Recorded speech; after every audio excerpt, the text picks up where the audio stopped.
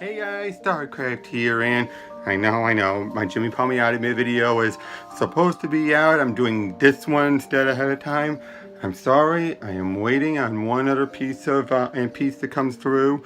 I really want this to get through.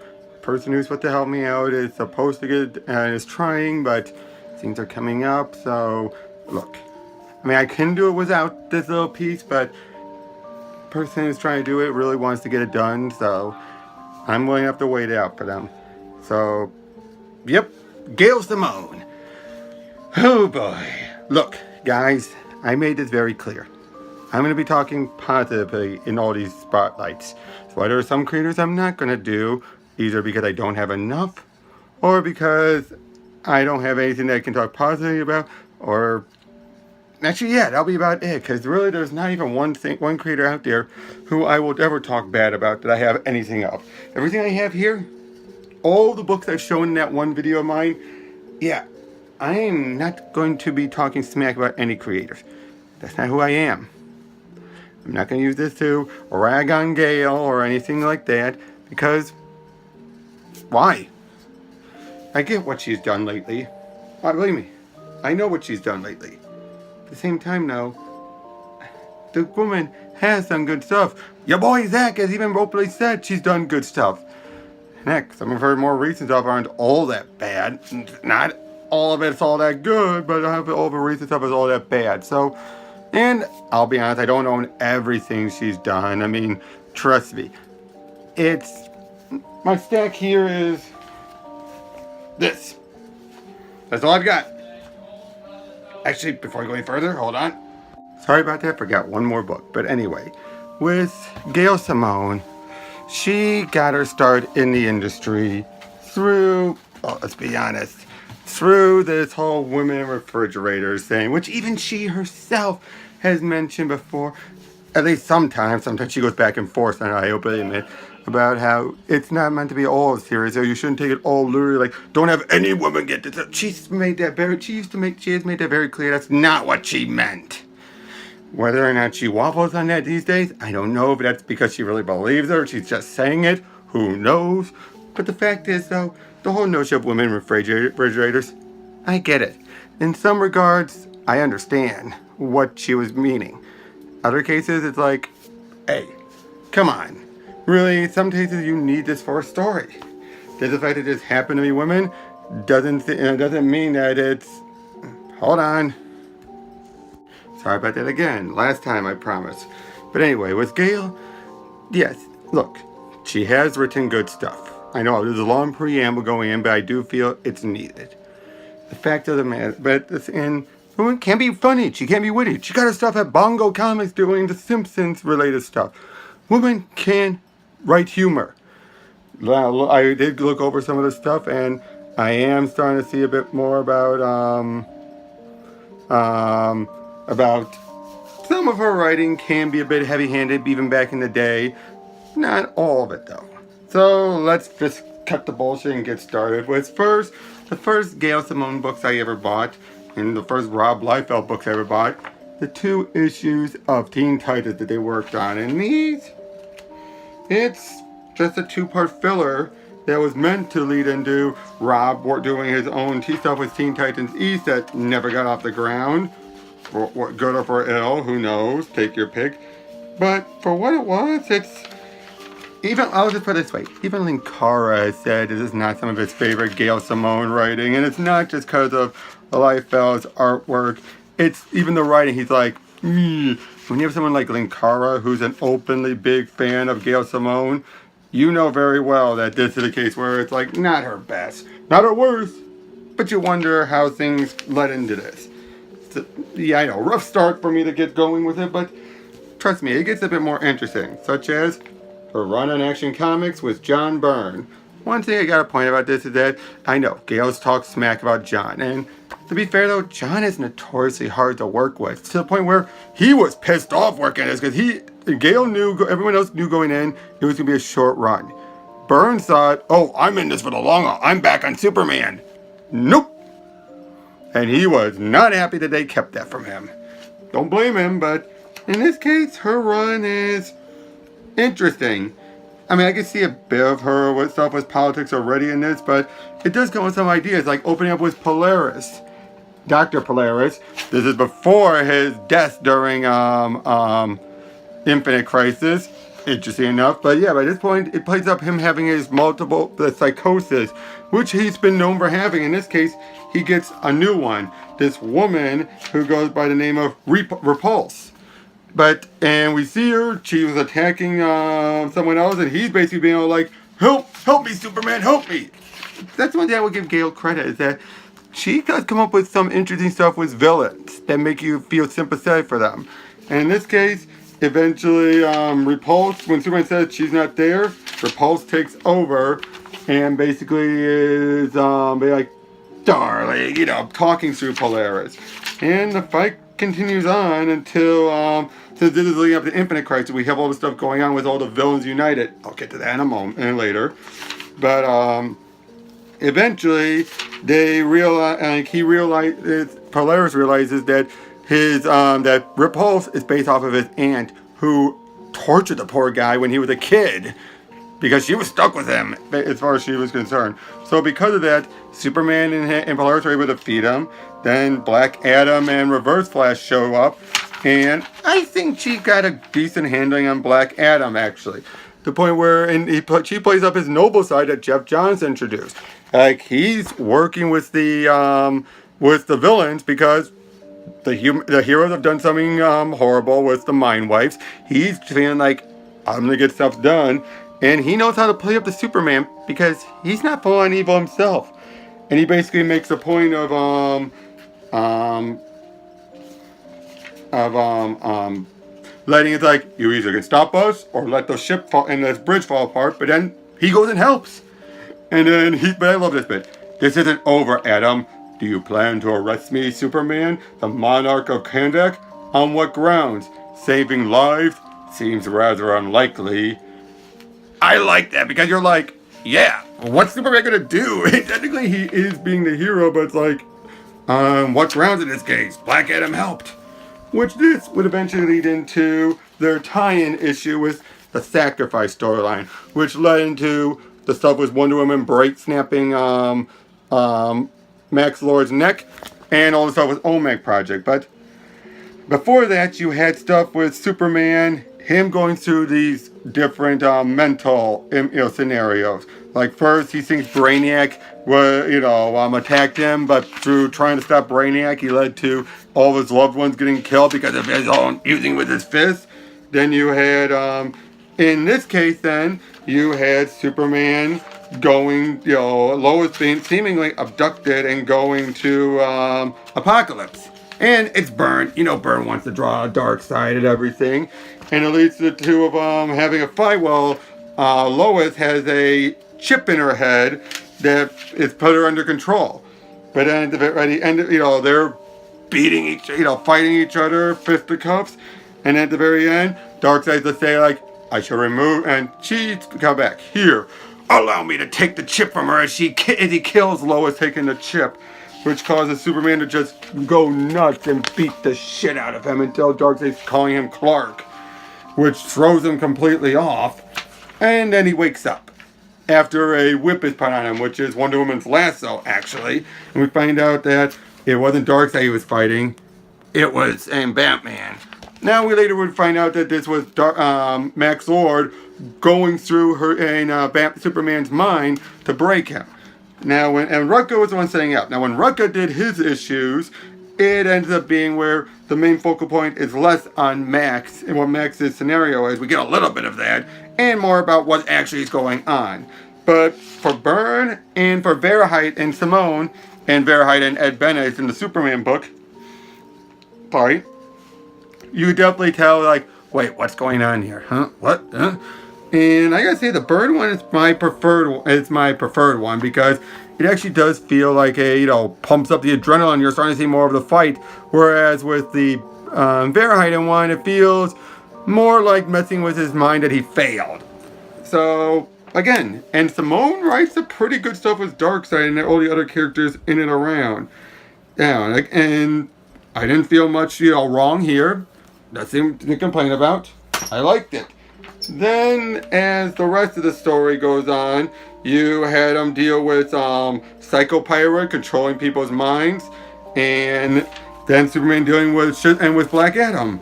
And it ends up leading into a bit of a fight, but Black Adam realizes, wait a second, this is not what we were agreeing to. He did not like how things were going, and he tries to stop Superman because he's again noble. He's like, oh, Superman, you're being deceived. And yeah, but then the way it ends is a little wonky because Superman goes flying forward and then Black Adam just turns around, and the reason why is basically Superman says, that was a punch that would have split a moon in half, Adam. You took quite a risk. No, I knew you wouldn't hit a man in the back, Superman. It was a risk born of faith in you. Now, most of that's fine, but the whole you wouldn't hit a man in the back. Superman has shown that he will if need be. Now, I get what the point is. He turned around, and that's what made Superman like, wait, what the heck's he doing? But that's a little wonky, but not too bad. Again, I liked how she handled Black Adam there. It continued what Jeff Johns had done. Then the next few issues deal with the Queen of Hearts that was introduced in Justice League. A bunch of fantasy stuff, messing with his head. Again, though, the way she handles Superman is interesting. Because he's basically feeling like, it's basically feeling like a Superman who's being pushed. This is probably the one that really feels like events of Infinite Crisis was really starting to get to him. And at the very end of it, she also introduces the actual comic version of Livewire. In this case, she's an Asian shock jockey, kind of like in the comics, in the cartoon. But I don't know if she was Asian, but still, she was still a radio jockey. And in this case, she's been talking shit about Superman until her manager, basically, after Superman saved his wife's life way back in the beginning stuff with Repulse, he's been working up to try and get rid of her. And at the very end, it's already implied she's had lightning powers to a degree. And then she just decides to climb up and then takes a bolt of lightning and becomes Livewire. Bit rushed of an origin, but alright. And then at the same time, up until this point, Livewire's brother, who's had an obsessed crush on Lois, has abducted her by this point and is, trying to use her. It's an interesting stuff, really turns up the stakes as Livewire and Superman fight. He eventually wins, and he eventually wins, and then Livewire decides to just taunt him about her brother, but then Superman makes his way there, is able to help, catches a bullet from, that would hit Lois. Boy, she would have been shot the second time by this point. And by this point, they also interact with this Jewish family, which I find was very interesting. It was a nice little subplot. And at the end of it all, it goes right into Infinite Crisis from this point. Not much else to... Oh, I should also point out, because the pages only appear in here, she also wrote the Bizarre Reverse Flash race, which is actually a nice little twist on the Flash Superman race. But in this case, I don't think she got Bizarro. The way Bizarro is, his talking is like, continue, Meam have firm idea of what place this is not. So don't explain, stupid jerk buddy. That does not sound like his backwards talk. Like, no, hello, Meam win race, disgrace for never. Bizarro kids get beat up at school for shame of Pop's victory, hooray. Even if you put the reversal on it, it really didn't make much sense at all. Again, some people can get Bizarro, others can't. I think Gale did not. But, again, not saying that's a huge knock on the woman. Not at all. Then you have at least the first arc of her Wonder Woman run. I was going to buy the other hardcovers, but by that point, monetary stuff kept getting in the way. But for what it was, this opening one has, you have Nazis, was Captain Nazis, and gorillas invading Themyscira. That's already pure awesomeness right there. And so at this first arc, it's well, it's just some interesting stuff going on. Granted, the Dodsons had started up on this and eventually left partway through, unfortunately. And, well, this was their last arc, I believe. And, yeah, just a bunch of, a few stories that introduce this notion of the circle, which would eventually come about and be part of her ongoing arc. And I found her stuff on Wonder Woman, she gets the character, especially compared to some of the stuff between the opening stuff by Alan Heinberg and this point. Yeah, Wonder Woman was having a rough time under Jodi Picoult and all that, who kind of wrote Wonder Woman like she was just off the boat. There's a reason why people still love Gale's Wonder Woman. She writes Wonder Woman as being strong. You know, you can understand why people care for her. But she doesn't write her as a total, like, oh, you stupid man, and you stupid man, you... No. She doesn't write it. She writes her like a strong, like, confident, knows what she's doing. To the point where this jumps a bit away, but during Wonder Woman 600, her story, which was the first story with John Byrne artwork, she basically, it mostly opens up with her fighting Professor Ivo, and she contacts all these women heroes or anti-heroes, and they all show up, and everyone just did it because she asked. Like, even when Manhunter says to Ravager, this doesn't seem like your kind of gig, Ravager, she asked, I came. That's how everyone is. They feel like, you know, like, normally this is not their type of thing, but they're like, Wonder Woman asked, am I going to say no? And that tells you, again, Gale got that. Wonder Woman is that strong woman who's like, anyone, man or woman, but in this case, all the women are just like, who's going to say no to Wonder Woman? I'm not going to be the one who's going to say no to Wonder Woman. And then it leads into tying into with George Perez's arc, dealing with dealing with some of the characters from his run, and has one of them graduating college, and yeah, it's a nice, sweet moment, and it doesn't really drive much into everything. It's not like bang, bang, bang, like just slamming you on the head about, oh, see. Again, she's not pushing any agendas, nothing. It's just a fun story, fun action. Then you also have the Ryan Choi Atom. Now this would open up with Byrne doing artwork for a little bit, but he would eventually leave again. But this is by this time when he was being done with DC, and this was playing off of one of John Byrne's ideas, and not John Byrne, Grant Morrison's ideas for a new Atom. That's the reason why people like Ryan Choi. She introduced a character that he was trying to fill in Ray Palmer's shoes. We know Ray wasn't dead, he was just missing, and that was always part of the point. And yeah, there was always that subline of trying to find Ray, but at the same time you're like, hey, I'm starting to like this Ray and this Ryan Choi and his supporting cast. To the point where when they killed him off for Deathstroke's Titans, people were pissed. They're like, why? Why'd you kill him off? Why? I mean, this is a character who people still like.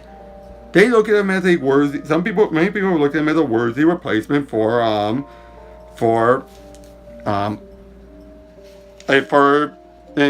Ray. Yeah, for Ray. Sorry. And that she also introduced a nice, sweet romance between Ray, a guy who shrinks down, and with Ryan, a guy who shrinks down, and Giganta, a giant woman. And you're like, oh, that's sweet. That is legitimately sweet. And yeah. It was some nice, fun action, very sci-fi.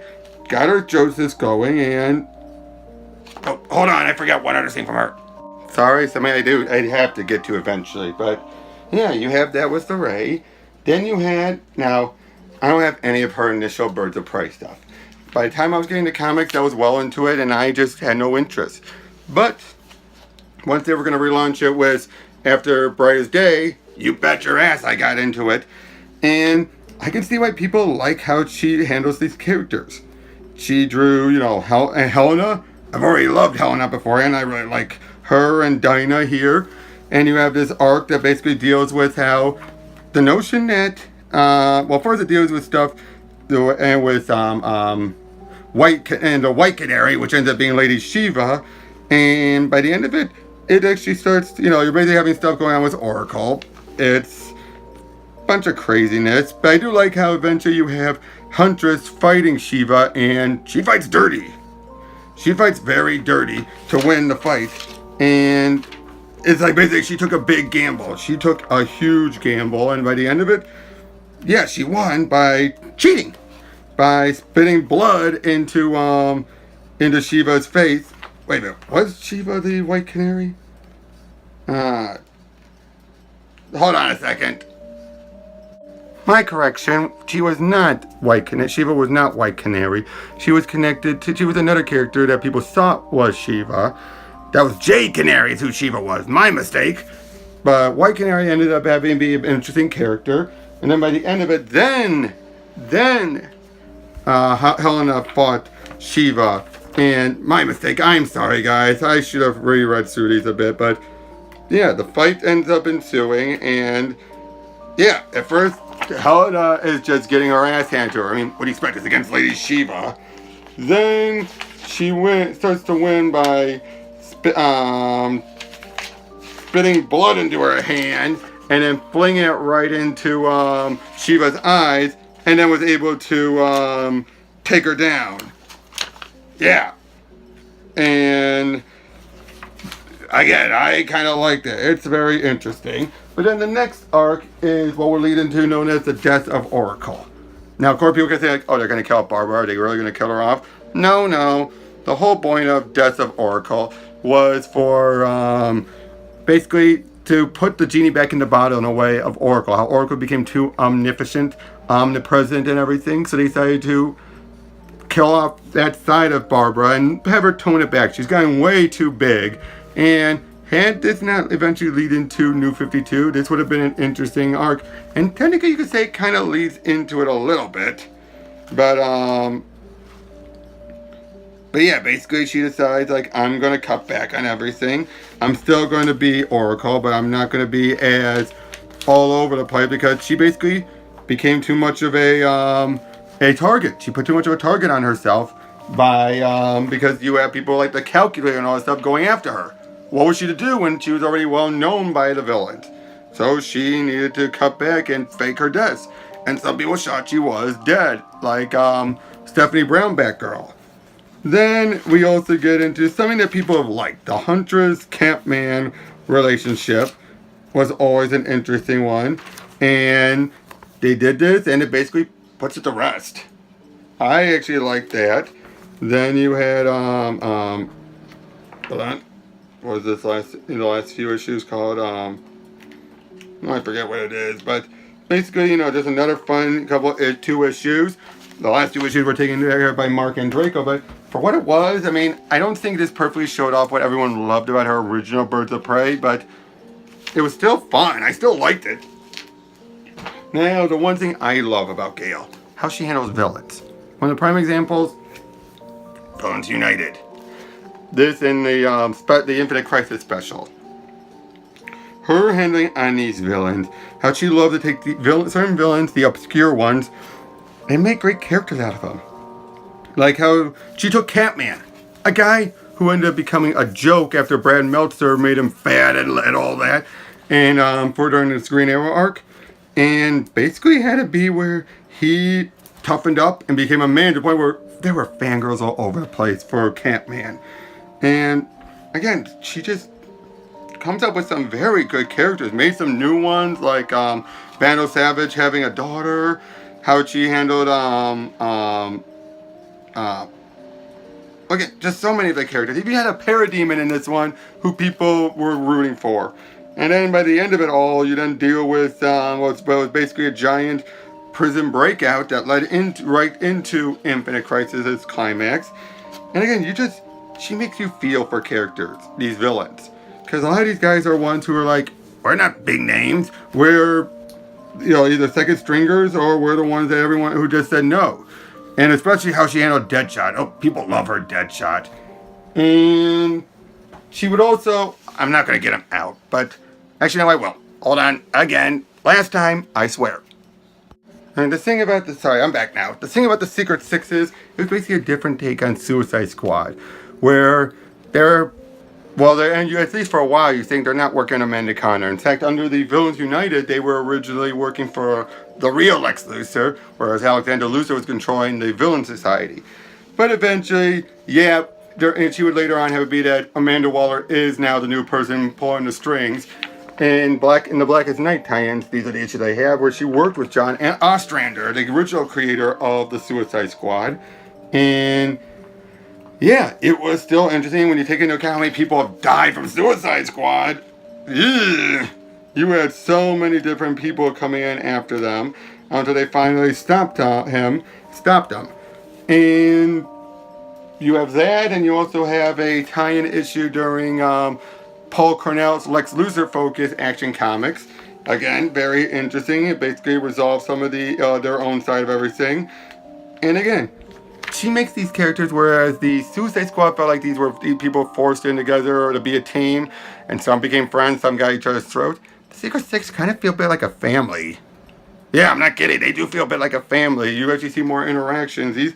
These characters are less likely to go at each other's throats compared to the Suicide Squad, which I think is a nice, making it slightly different than the Suicide Squad. Where in that case, they're forced to work together. They don't want to. No, these guys want to work together.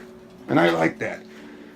Now, another creation of Gail Simone was the character of Black Alice, which is basically this bratty teenage girl who can borrow magic from anyone. And I mean anyone. And in this case, this tied into the Helmet of Fate event that would eventually lead into the Countdown to Mysteries. Get to that in a second. And basically, the Helmet of Fate started jumping around to different people. And after the events of Infinite Crisis. In this case, it came to her. Now, one problem with the artwork is that the helmet stopped being a full face mask. And it it really kind of isn't still here. But it's still kind of close to the edge. But in this case, Alice, by this point, has had her life kind of in a topsy-turvy. She has always had a rough life. And this Gail's still writing her, and basically she tries to use the helmet of fate to get whatever she wants. And in doing so, it takes it literally and shows her what it could happen, and it starts to just go to hell to her until she gets rid of it, puts it back, and starts to have a change of life until Gail would later on reveal, oh, there's more reasons behind that. But again, the way she handles Black Alice, she's an interesting character. She's a goth, and so one of her biggest fears is losing her identity. But, it's like, she's this character that you kind of feel like, oh, she's an utter atrocious brat, but you always feel like there's a little bit of sadness to her. Like, she does like people. There are people she does like. Like, there's a boy she has a crush on and all that. To the point where when things she's all like, yeah, whatever. At first, because he's all brushing her off, but then it keeps moving forward from there. And, it's just very interesting stuff. Like, she loves the animals, even if they're mean to her. The character is an interesting one. I mean, she's popped up in a lot of the other stuff I've been showing off, because Gail really likes her characters. Like this Misfit, which was the character she did with the Birds of Prey, is obsessed fan who can teleport. A bit annoying, but at the same time, no, she could also just be her own, just her own stuff thing. And then you had during Countdown to Mystery, Steve Gerber was working on this, and unfortunately he passed away before he could finish it. This was to reintroduce the new Dr. Fate, and at the end of it all, they decided, let's instead write this up as give these people who are very close with Gerber a chance to finish it up how they feel he would have done. And eventually, we never find out exactly which full-on ending they went with, but hey, I'm not going to complain that much. And by this point then, I'm just trying to get to where it was. You had Adam Beechin, who was doing the scripting for the prior issue, Mark Evanier, Mark Waid, and Gail, who actually was good friends with Gerber, to come up with their own.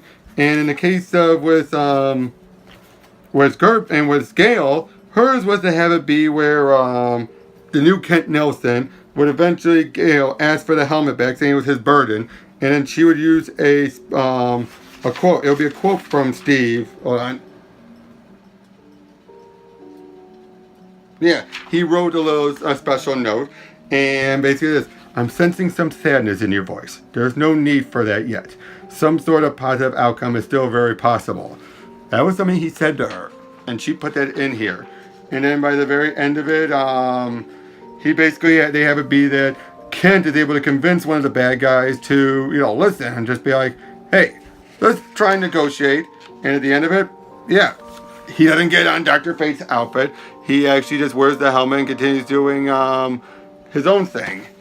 And then by the end of it, she then says, Steve Gerber, writer of this series and dozens of other classic comics run, wrote this message to me on June 26, 2007. He's gone now, but his work, his skewed visions thankfully remain.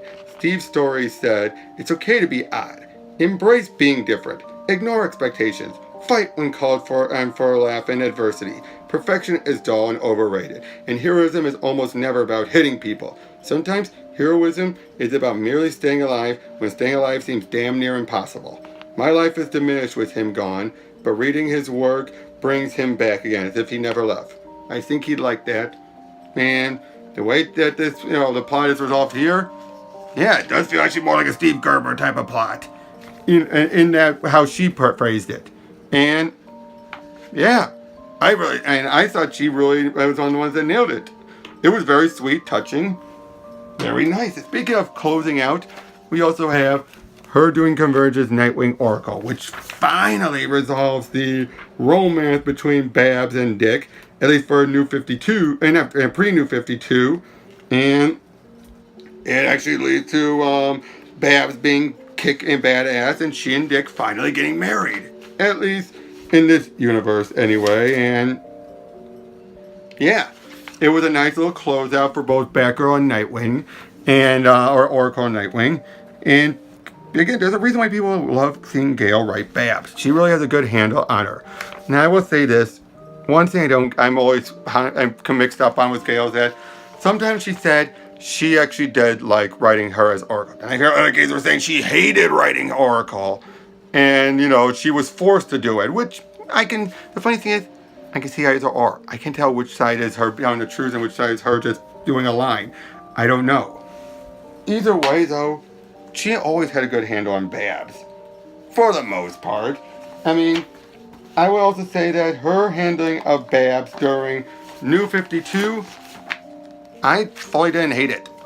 I wouldn't say I absolutely loved it, but I would definitely say it was what it was. It was a nice handling if it wasn't for the fact that we didn't know what was going on. How they kept things so vague. Keep forgetting if Gail didn't want to do it or she was told not to do it. Explain what happened with her in between, but like what led to her back being restored. But for the most part, if you go into this under the belief that this is, a Barbara Gordon that still has PTSD from being shot, some cases it makes sense. Although this is also by the point where Gail was, I think, starting to get a little bit high on her high horse. But again, there's still some good writing in this. I mean, I'm not going to deny that. And she still has some good characters. Is it all the greatest? Is it her best? No, I would say this is when Gail's starting to, again, write stuff and bring her own viewpoints into things. But there's still a good handling of Babs. And then you had the Deaths in the Family arc, which she had the longest one besides the main arc, because it went from issue 13 to 16. And that was also when she left. Before then doing the whole, I'm leaving, I got fired, I'm going to let people know I was fired, etc., etc. And I'm not going to get into that. You all probably know about it by now, but if there's one other thing I would say is that she had a good handling on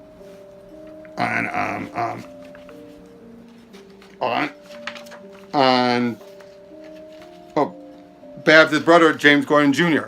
And she had a very good handling on making him very creepy and, keeping up with what Snyder had introduced. At least in my opinion. You're likely to disagree, but again, I thought it was very cool, very interesting. But if there's one thing I could say I didn't care for was what Gail did, and that was her take on the ventriloquist. This isn't a ventriloquist. And to do the New 52 one and do it like this, where this character is just not what people know of, I mean, I get what you're trying to do. Introduce a new version of the character, but yeah. Hold on a second. Sorry about that. But yeah, that's one issue I would say. Her ventriloquist it's too different. It's one of those cases where it's too different. She was given carte blanche to make a brand new character, and it just felt like this isn't the ventriloquist we want. Again, I'm not saying that it was horrible for her to do that entirely, but just felt just given carte blanche. She will sometimes just take things in her own direction. And sometimes she can come up with some good stuff. Like a new character, she can do some very good stuff there. But again, just taking the ventriloquist's name, not her strongest, if you ask me. Because it's not the ventriloquist. Then, oh boy, we gotta get into this. Her handling of Fury of Firestorm with Ethan. Ethan has gone on record to the issues they had working on this. And, yeah, I'm not going to argue too much about it. I'm not so much a fan of how things were handled in here. At first, I didn't realize it at the time, but then when Ethan was pointing out a lot of the issues and the behind-the-scenes stuff, yeah, definitely not my favorite. I did not care for these first 6 issues. It got better than when Harris took over afterwards, but for this, it just felt like Gale had a certain mindset. And this was by the point when Gale was starting to bring in her own viewpoints. Which again, sometimes that can work. By this point, I don't know what to say. This was just not that great. It just felt like this was a case of her feeling like this was Ethan's idea, but she wanted to take over. Again, this is going by what Ethan had shown about. If Gale's going to give her own side of it, I'd give a listen. I have faith in what Ethan was saying, but look, I'm not going to... Again, the whole point of this is not to dump on things. When I first initially read these, I did not mind it at the time because I wanted to see where it went. By the end of it all, looking back at it now, not a fan. I will open it. Not a fan. Not going to fall and dump on it. I'm not saying it's utter shit. I say it's somewhat passable, but yeah. Then we also have 2 of the issues of her Secret 6 stuff in New 52. I never got beyond the first 2 issues, so I'm not going to say much about it, but for what it was an interesting way of reintroducing the Secret 6, but I don't know. It just felt a little weird on the weird side. Almost done here. Then we have her Wonder Woman Conan. This felt like a return for Gale. This felt like Gale, like her, again, she handled Wonder Woman and Conan very well. Like, damn well. And the good thing they were able to get this done before Marvel got the rights to Conan, because I don't think they'd be able to do this then. And she has the characters be very interesting, and you know, the 2 interact off each other very well. They're actually they complement each other, and it keeps Conan a man, and Wonder Woman is she's still being Diana. And they're able to actually work together, and they feel a bit of a kinship to each other. But not to fall on to what everyone keeps thinking. It's not a romance. Definitely not a romance. But at the same time, though, again, it just feels like these 2 people feel a link. And I like that. I really do. And it definitely was one of her best stuff. Again, shows she has an understanding of Wonder Woman, still does. And her handle of Conan, she had a good handle on Conan that made him still a strong guy who still had emotions, though.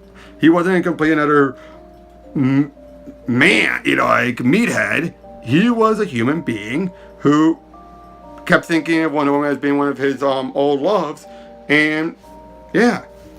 Then you had the Catwoman Sylvester and Tweety and Sylvester comic.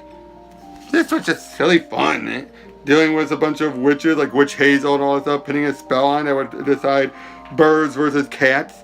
And that Sylvester and Tweety were like the deciding factors, and you had Selena and Dinah having to work together to stop it all, and it was just weird and wonky. That's all I'll say about that. And it was just plain crazy, just plain nuts. I loved it for what it was. It was one of the good ones. A lot better than the Harley Gossamer one, if you ask me. And again, shows Gale doing some good stuff. And then the last thing I got, the most recent thing she's done, her Plastic Man. I didn't hate it. Don't love it, but I didn't hate it. I mean, I've read much better Plastic Man. Don't get me wrong. And a lot of the jokes do fall flat. But At the same time, I thought it was just an interesting, and taking it on its face value, I thought it was an interesting interpretation. Not, not the grandest, not, and all that. But I just thought it was an interesting interpretation that it wasn't her best comedic writing. I will give it that. But for what it was, I've read worse. And compared between this and Domino, I would have taken this over Domino. From what I've skimmed through. I didn't read it. I didn't read or Domino, I just skimmed it. But from what I skimmed, I prefer this. Am I sucking up to her, you guys might thinking? No. This is just my opinion. And it's been a while since I've reread it. I should have reread it for this. But like I said, didn't hate it. I didn't drop it. I saw it through to the end. And I thought it was alright. Again, not her best. Her best is long since past, if you ask me. But Gail, there's still always that little hint of there's still the good writer in her. And I don't know why she's become the way she has. I really don't. But, has that always, and this side of her always been there? Maybe, probably. I don't know the woman personally. I only met her once. But for what it is, I noticed that she was the greatest writer. She's not, I wouldn't say she's the greatest writer of all time. She's definitely not. But she's always been a serviceable writer. And anywhere from serviceable to good. And I do appreciate that. I do enjoy that. That's what I liked about her work. And maybe she's been given too much and she's one of those who you need to keep a bit more of an editorial, I don't want to say leash, but a editorial rein on her to keep her, again, reined in, and maybe make sure she's more focused. If you just let her go off completely. Who edited the Plastic Man book? Just out of curiosity. No idea who that is. But so who knows? Maybe it's a case where they were given. She sometimes gets too much liberty, and I've noticed a lot of times with a lot of writers, not just Gail, but a lot of writers. You give them just go off on their own. They might turn in some of their best, but they might also go just off the rails and turn in some of their weakest. Sometimes an editor has to push back. Maybe that needs to be more done with Gail. Maybe not. But again, I do feel like that Wonder Woman Conan book showed there is good Gail still in there. And maybe it was because the editors from Dark Horse or DC were able to keep her in line. I don't know. I'm not assuming. I'm just throwing out the possibility. But for what it is, it showed that there's still there. There's still a good Gail in there. And whatever happened, say what you will about how she does stuff on Twitter and all her other actions. I can't ignore those. I openly admit. But at the same time, like a lot of the people like I had in the poll for this and what would have been today's video, try and remember the good. Stop denying. Because look, guys, a little bit of a rant here. Try your hardest to separate the art from the artist. And if you don't want to buy their books, their current work, you don't have to. You do not have to buy their current work. I'm not asking you to do that. But if you own stuff from them, or if you look back at some of their old stuff, if you find them in the old stuff and you hear good things, stop dumping on it and saying, oh, because of how they're acting now, anything they've done is shit. No. That's the whole point of why I started this Creator Spotlight, is to showcase and give my opinions to why I like their stuff. What the good is. Remind people that these were good creators. Some of you might not think so. Some of you might be convinced, oh, they were never good. No, stop thinking that. Because it's not like some of the some creators who did skate by and where you're like amazed how they got to this point. But in the case of Gail, she and some of the others, they have been good writers. They may have gone off the rails lately, but they've always been good writers. They just need to be reminded how to do that again, or given a better project, or who knows what. Now, Gail seems to be strong and content where she's at, maybe because, again, she's gotten the freedom she's probably long since desired. I don't know. Maybe there's a Gail that's always been there and we just never knew. Maybe. Again, I'm not assuming. But at the same time, look at some of her old work if you can or if you have, and try to just think about how she was. Does that make how your current actions a bit harsher? Yeah. But what are you gonna do? So, no idea what I'm gonna do tomorrow. I know I said I was gonna do a Shazam video. A lot of things just went off the rails. I will get to that. And yeah, can't wait to see what the poll does. If Mark Millar wins, good lord, I have a lot of various stuff to talk about there. If it's one of the others, who knows? But please, guys, please try and just remember the good. So yeah, see y'all later. Take care.